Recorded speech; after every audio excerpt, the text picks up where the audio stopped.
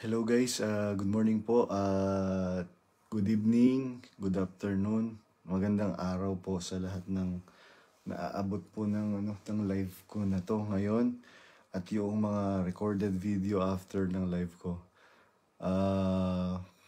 Talagang matindi po yung ginagawa ng ni Rason na yan.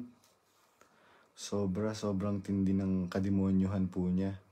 So, akala niya, mapapaniwala pa niya yung mga tao na bukas ang kaisipan na hindi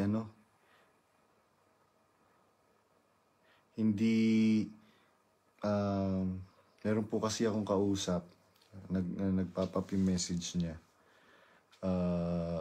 Magandang araw po kapatid, kapayapaan po ng Diyos. Likewise din po, Brad Jason Resido. So, yun. Marami po kasing ginagawang devices yung si Rason na yun. Akala niya mananalo siya sa battle between good and evil. Tandaan mo, Rason, kahit gamitin mo yung pulpito, lalo lang lulubog ang iyong pagkatao sa kahihiyan. Dahil 8:44 pa lang ng Juan, talo ka na. Dahil alam na alam ng mga tao ngayon kung gaano ka demonyo yung iyong pag-uugali, kung gaano kabaho yung paa mo, ganun kabaho yung iyong pagkatao. Rason. So, kahit mata-matahin mo itong badong na to, sabi mo, tsura ko, wala naman ako, hindi ko naman sinasabing pogi ako. Hindi ko naman sinasabing magaling ako magsalita.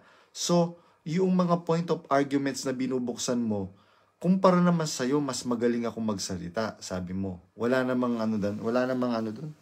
Di ko naman sinabing magaling ako magsalita. Tsaka doon sa sinasabi mong, kumpara naman sa'yo, mas pakikinggan ako, sabi mo. Hindi ko naman sinasabing, mas pinakikinggan ako. Katunayang mas pinakikinggan ako, yung mga dumadalo sa mga pagkakatipon mo. Sa akin binubuksan yung mga rants nila. Bakit?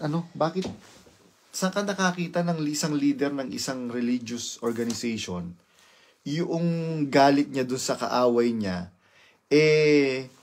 binubuksan niya sa pulpito. Kaya yan tuloy, yung negative na hello po, Sisla Arnie B. Guinness, happy birthday po. Biruin mo, yung dumadaloy na espiritu ngayon, pagka dumadalo ng pagkakatipon yung mga member mo dyan, negative yung espiritu ng demonyo na ama mo, Rason. Tandaan mo, ama mo si Satanas, kayo'y sa inyong amang Diablo, ang nais ng inyong ama ang ibig ninyong gawin. Siya'y isang mamamatay tao buhat pa ng una. Siya'y isang sinungaling at ama nito.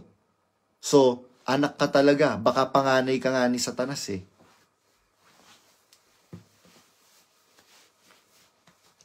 Kaya, ngayon, tatakutin mo ko. Sabi nga ni Brother Eli, you cannot bring a good man's down. Tandaan mo yan. Kahit yung pinapakita mo na na yan, yung paganyan-ganyan ka, para kang santong hindi makabasag pinggan, panis na yung mga style mo na yan, boy. Naku, fake humility. Fake humility. Banal-banalan ka, Daniel Rason. Banal-banalan ka. Meron nga akong kilala dyan eh. Kilala mo yon, Daniel Rason. Yung kilala ko, naku, meron ng mga anak pero bisexual yun. Kilala mo yon. Yung laman ng laptop niya, puro gay porn. May mga anak na yun, ha? Pero laman ng laptop niya, gay porn. Ay, naku, Daniel Rason.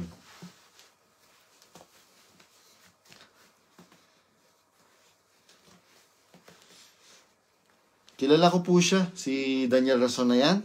Kilala ko siya. Demonyo yan, si Daniel Rason. Biruin mo, hindi demonyo. Saan ka makakakita ng isang religious leader na